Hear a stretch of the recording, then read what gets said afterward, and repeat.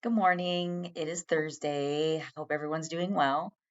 I had the privilege of going to meet a bunch of my friends in New York these last few days. So I was actually out at the office over the weekend.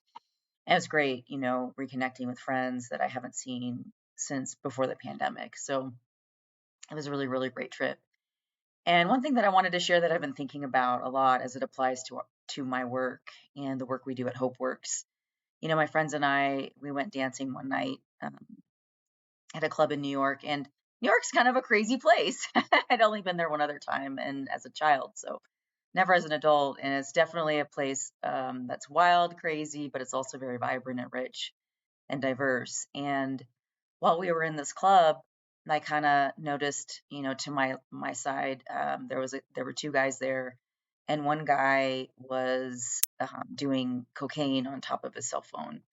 And, I looked at that and I looked at his friend and I said, he really shouldn't be doing that in here. It's dangerous. And, I'm not going to go into details about the conversation that transpired but my thoughts were immediately, oh my gosh, that's wrong.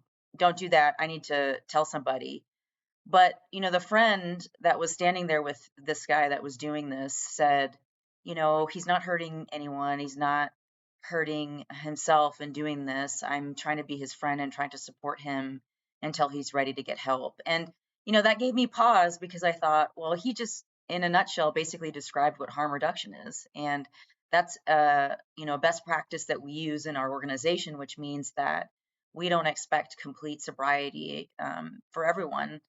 We but as long as you're not hurting yourself or anyone else, that's what we're going for. And then over time, the hope is that as you engage more and more with services and you feel comfortable and you trust, whether it's your therapist or your case manager, that you might think about stopping that harmful behavior.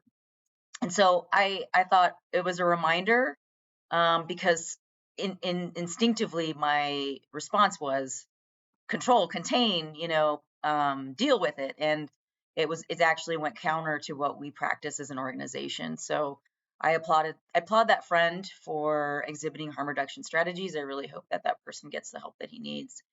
And for those of you who are watching, who may be on the fence, it's one day at a time, one day at a time.